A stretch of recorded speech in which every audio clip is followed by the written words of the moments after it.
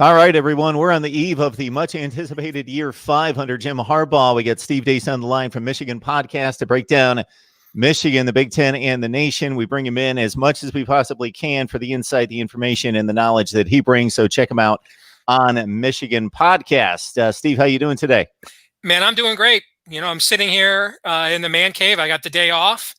And in my man cave, I've got two great rooms, Mark. And we moved into this house when the kids were little, about 12 years ago before we moved in. Home Depot at that time, you'll probably remember this, was selling the official color palette numbers for all the big college teams. Do you remember this? I do. We should, because you're an ESPN guy, and that was their promotion that year. All right. And so I went and got the official color palette numbers for maize and blue. And so I've got two great rooms in my basement. The other one over there is blue. I've done a lot of stuff with you from there. This is the first time I've been over here in the maize room, I'm even sitting on a blue couch. So I'm pumped. I'm ready to go. How are you? We see the maize and blue. Yes, we do. And I can almost match the couch there, the cushions. Yes. With you can't my see color. it. So if I tilt my camera a little bit, you might be able to see. There's there's a picture of Michigan Stadium above me. Yeah. I see it. It's in all its grandeur. So yes, here we go. The 2019 version of Michigan football. The 2018 version was extremely good for 11 games. And we talked about ad nauseum what happened the final two and how that marked the season.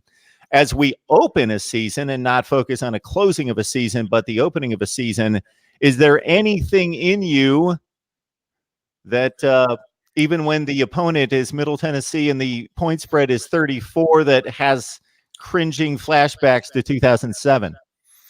No. I think we're just a much more developed program now, much deeper than we were back then. And to me, I realized this morning, Mark.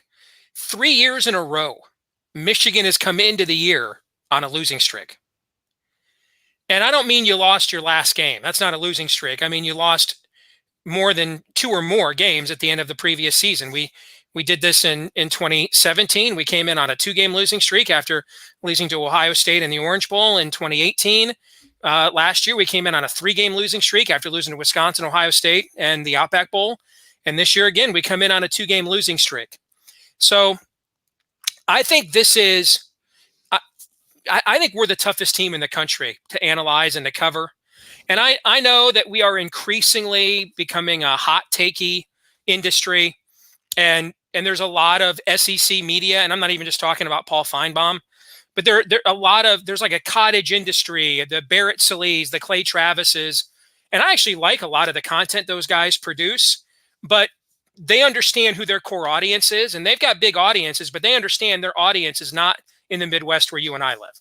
They understand their audience is in the Southeast. And so we've got this interesting regionalization in media, similar to what we see in political media, where depending on who you're talking to, there's going to be an inherent bias towards a particular region or a conference or against another region or conference going in.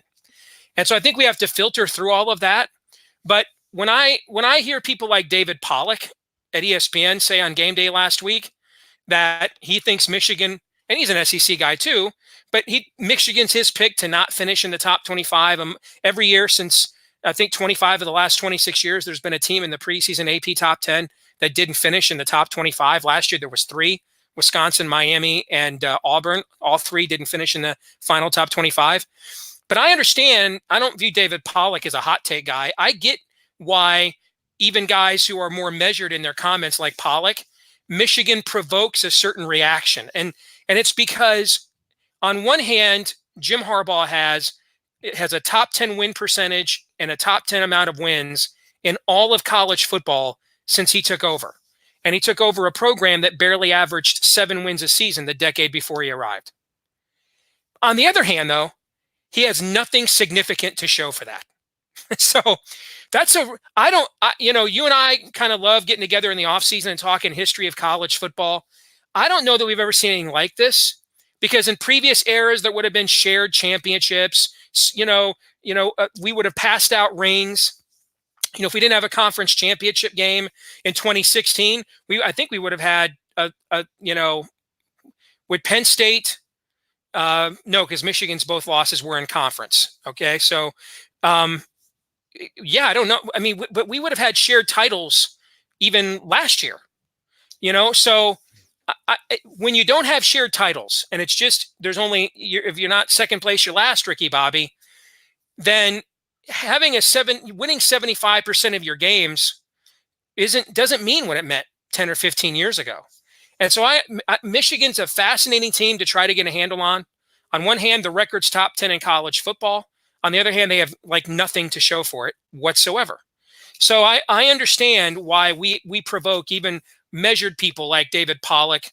I can understand why we provoke a certain response. Now, this year is going to be a clarifier because, now we're going to find out what was a reason and what was an excuse. Was Urban Meyer a reason or an excuse? Was the offensive scheme a reason or an excuse? The fact that we had to play these teams on the road, was it a reason or an excuse? This is the year we're going to find out because all those objections have now been answered. Most of these games are at home this year. We have we've got the hotshot offensive coordinator changing over the scheme, and Urban Meyer is gone. So this kind of is, in a way, a put up or shut up year for Jim Harbaugh. It is certainly, but I don't think it's a final hot seat year. Oh, I agree with that too. That's the end of it, unless he goes 6-6 or 4-8 or something like that. Yeah, I agree. So I had this conversation with a reasonable caller last night who was just, I'm sick of hearing about the Michigan hype. I'm sick of hearing about it. What has Harbaugh ever accomplished? So I take the other side. I try to balance out the argument and try to bring all the positive things that he's done. But I've said certainly if his stay at Michigan doesn't include championships, it's a failure. That's why he was brought there. That's why he paid $7 million. Can I ask you a follow-up question since you bring that up? Sure. What's the preseason hype? I'm curious.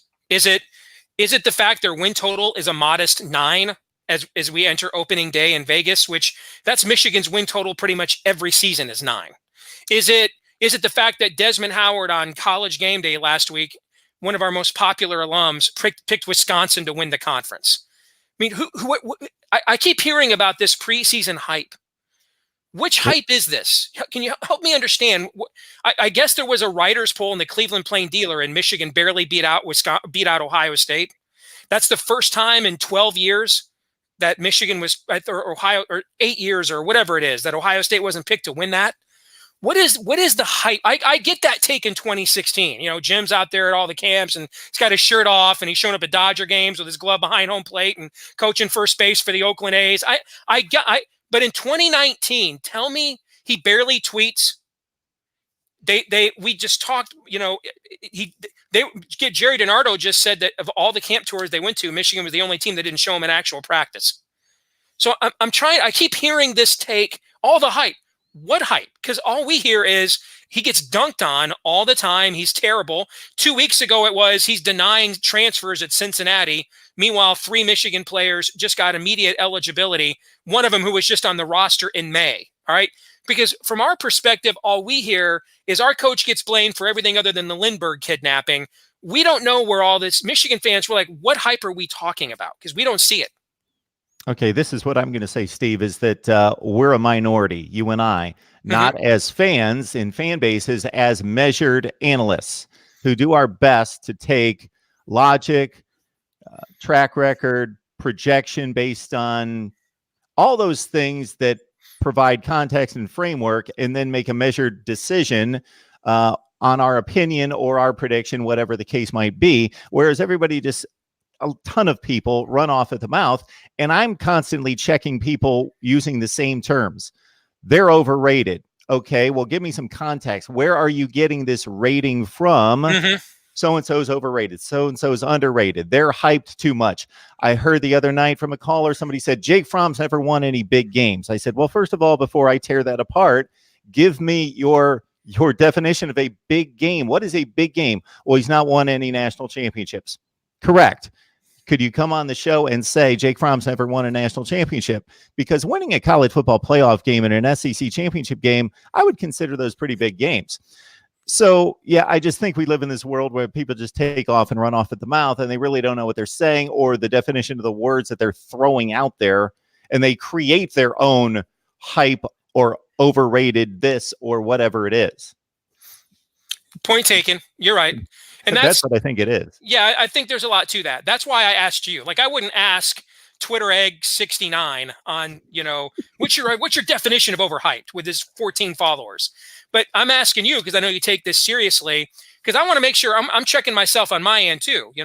I try to look at this rationally, analytically. I have to do that on a professional level in my day job. I can't always give the analysis based on the world as I would like it to be. I have to give analysis based on the world as it is.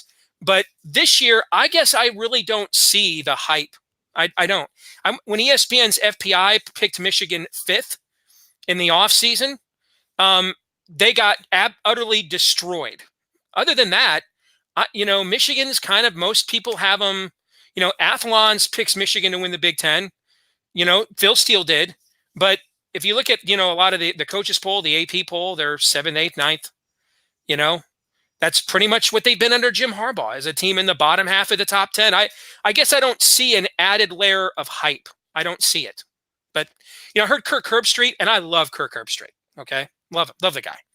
But I heard him on a radio interview on Sirius XM the other day, and he was asked by Danny Cannell why he's picking Ohio State over Michigan for the Big Ten title.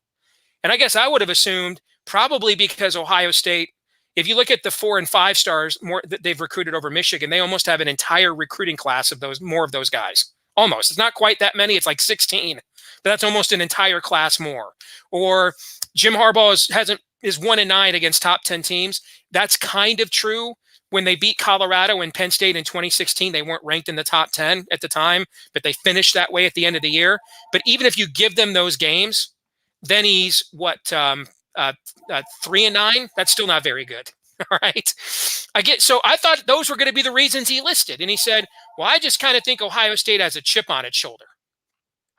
I sensed that he said he sensed that at Big Ten Media Days. I'm like, so like 6 writers out of 50 at the Cleveland Plain Dealer poll picked Michigan over you. Who's got a bigger chip on their shoulder other than we were in the playoff last year and we gave up 100 points on national television in our last 2 games? Who's got a bigger chip on his shoulder than I'm the only coach that's actually advocating for players to get a one-time transfer anywhere you want exemption, and my integrity is getting dragged through the mud because I won't lie on an NCAA form? I mean, I'm not sure if we're going to judge picks by chip on the shoulder. I mean, you tell me who's got a bigger chip on their shoulder in our conference right now than Michigan is, because we're everybody's dunking boy. Hell, half of our own fans are dunking on us after the way last season ended, and I was one of them. So that's why I wanted to check with you to see, what is this Harbaugh hype train? Because I'm kind of actually seeing it the other way, but I could be wrong. That could be my own fan bias. Well, I certainly try to remind people as I look through history at these type of situations, and this is a very unique one, but still there are other examples of rivals that both play at an elite level where there's been some level of domination, maybe not for 15 years, but maybe for 5 or 6.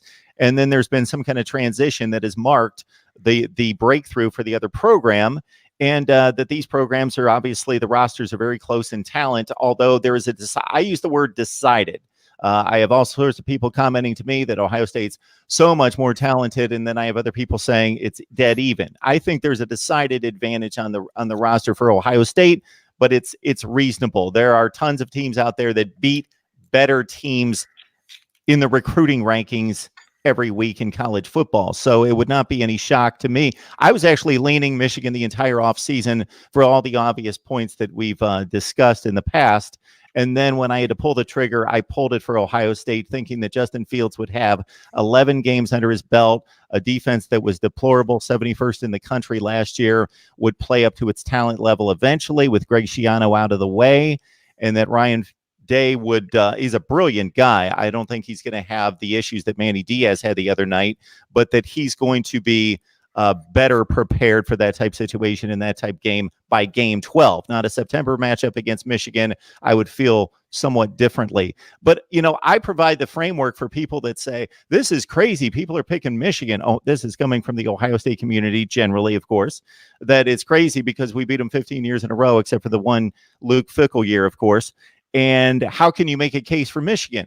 Well, it's easy to make a case for Michigan, but it's also easy to make the case for Ohio State. Sure. That's just, we always win, so we're always going to win. But I remind Ohio State fans, this is going to end. This is not a Rutgers series, that you're going to win 20 or 25 years in a row. It's just not going to happen. I don't know when it's going to end. I don't know when it's going to end, if it's going to be significant to a championship. Most likely it is, but it's going to happen. And as I reminded the caller last night, this is not an excuse, but again, we have to take results and put them into context and give them some meaning. And in evaluating Harbaugh, again, the 2016 game literally could have, when you talk about games that could have gone either way, we bring that up every week. That game could have gone this way, and it's true to a certain, but when you talk about the measurement of a credit card between the sticks and the football, that's as close as it gets. And Michigan is a heavy favorite in Indianapolis to get to a college football playoff. I think that's very well said. And I'm really fascinated by Ohio State. A couple of years ago when you and I first started talking, I told you I thought with all the young talent Michigan had coming in after all the seniors that lost in 2016, and we had 19 guys in NFL training camps that summer, that I thought we were the most interesting team to forecast, because Harbaugh was going to try to do on the fly. You might remember me saying this. Harbaugh was going to try to do on the fly what the Dabo Sweeneys and Urban Meyers and Nick Saban's been able to do. I mean, in 2016, when Ohio State made the playoff, they went into the year, I think, the lowest ranked Power 5 team on Phil Steele's overall experience chart. So they were going to try, Michigan was going to try to do that kind of rebuild on the fly, but without having 4 full recruiting classes built in the way those other 3 schools. And you saw what happened when they got off to a quick start, but as the season wore on and it was more about depth and experience, they faded at the end. This year, I think Ohio State's the most fascinating team in college football. And the reason why is you and I, we've had this conversation already, but if you just to reiterate, if you take all of Urban Meyer's career, and what do you have, a 9.02 win percentage or something like that at Ohio State, the 8 years he was there? Yep. If you just reverse the outcome of one game, every one of those seasons, if it's the Michigan State game in 2014, they don't even make the Big Ten championship game, let alone win the national championship. Just to show you what the margin for error in our league is now, if you just reverse the outcome of one key game every one of Urban Meyer's seasons, and that reduces him, I say in all quotes, to Jim Tressel's win percentage of about 850, which is the best win percentage of a Big Ten coach with more than 5 years of experience since Bo Schembechler retired. If you just do that, you erase every Big Ten championship Urban Meyer won. I mean, you could concoct a not crazy scenario where he's tied with the best win percentage in this league in 30 years and has no rings to show for it at all. That's the margin for error in our league. And I think that's an incredibly difficult plateau for Ryan Day to meet. And now you go in this with Justin Fields, and I think Nebraska and Ohio State are very similar. It's just Ohio State's overall the more talented team. If you can keep that quarterback upright, now we've seen a lot more from Adrian Martinez than we have Justin Fields. You have somebody calling and ripping you about Jake Fromm. All we really know about Justin Fields is he couldn't beat out Jake Fromm. That's really all that we know. Okay.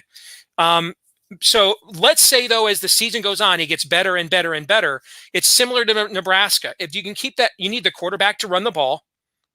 And if you can keep him upright for 12 weeks, you're going to be right there every single Saturday.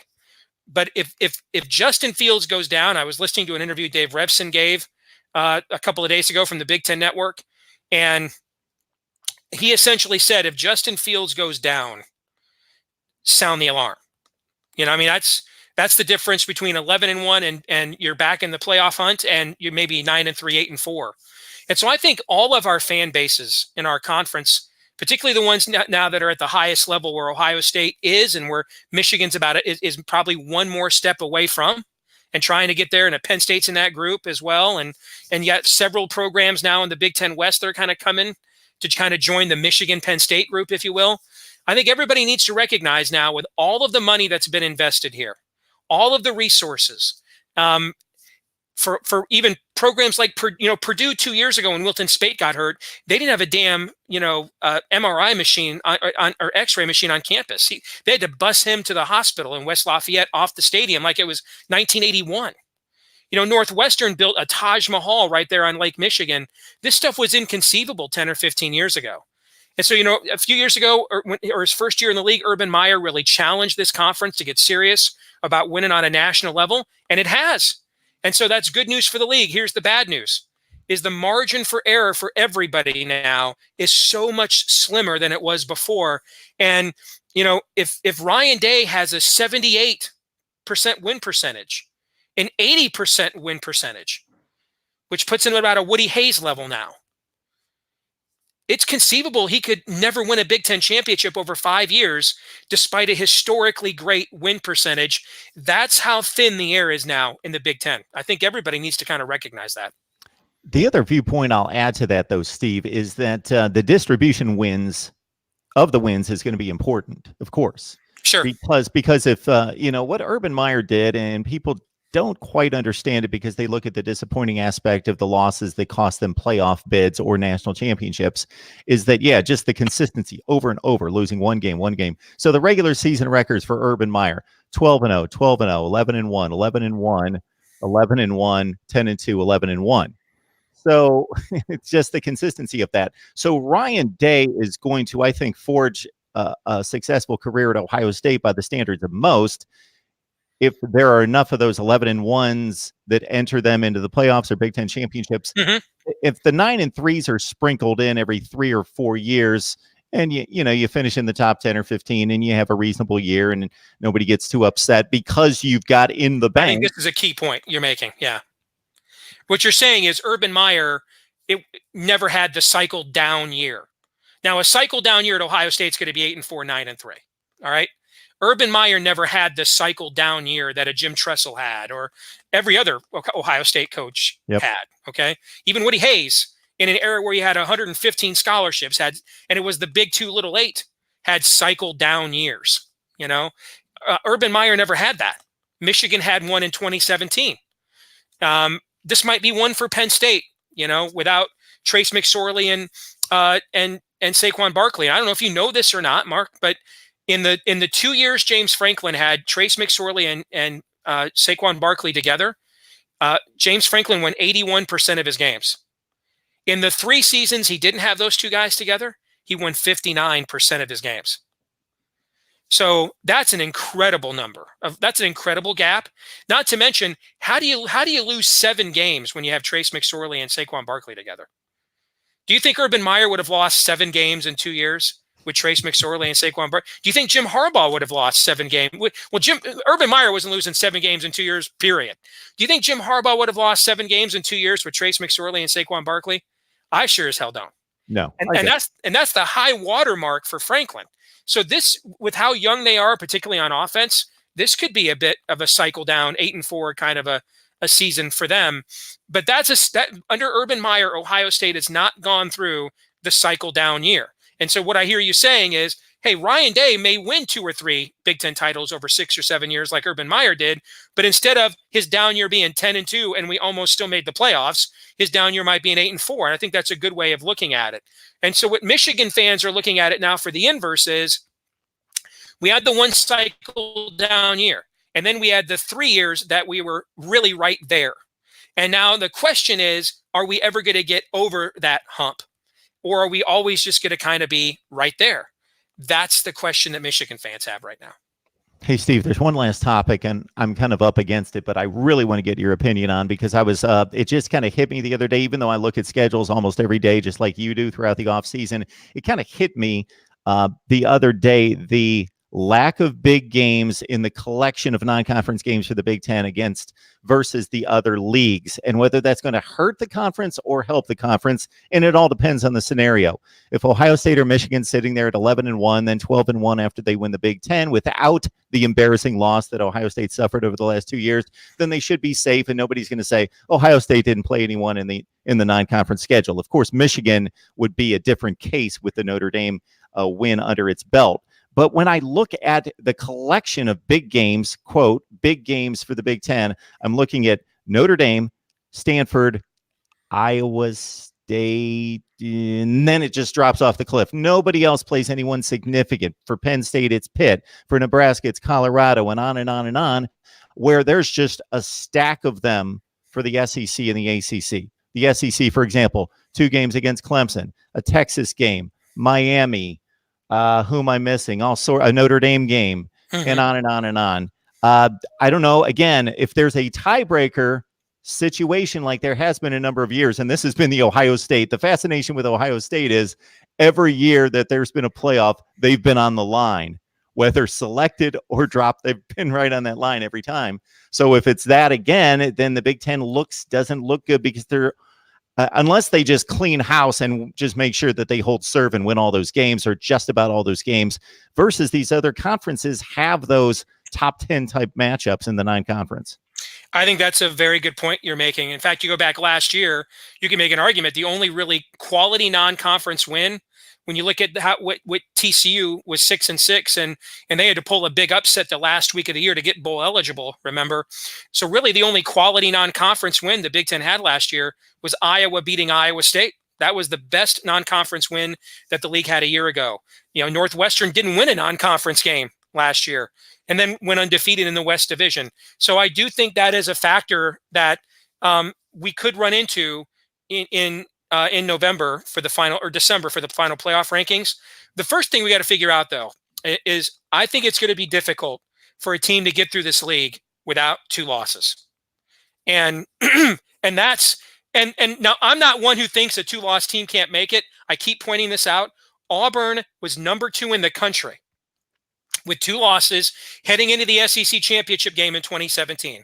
If they had beaten Georgia, they would have been in the playoff. Hell, they might have been the number 1 seed, because then they would have beaten Georgia, Alabama, and Georgia 3 straight weeks.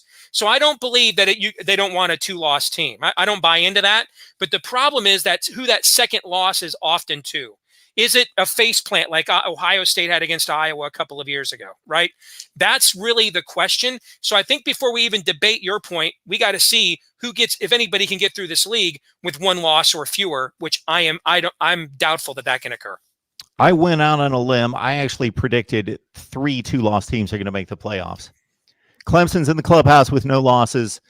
Alabama loses 1 in the regular season, loses to Georgia in the SEC championship game, who had 2 losses from the regular season.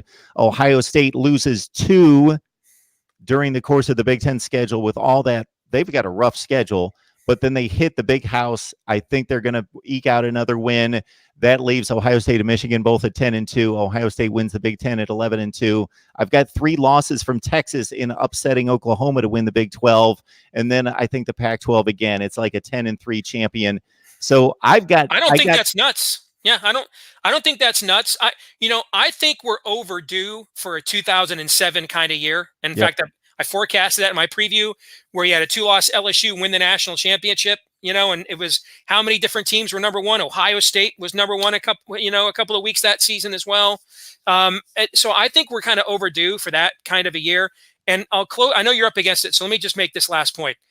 I think everybody's way undervaluing the Dylan Moses injury at Alabama. That's by far, and it's not even close, the biggest preseason camp injury in college football. That was the weak by Alabama standards. All right. But understand, Alabama, if 9-3 is like finishing last to them, okay, it's playoff or bust.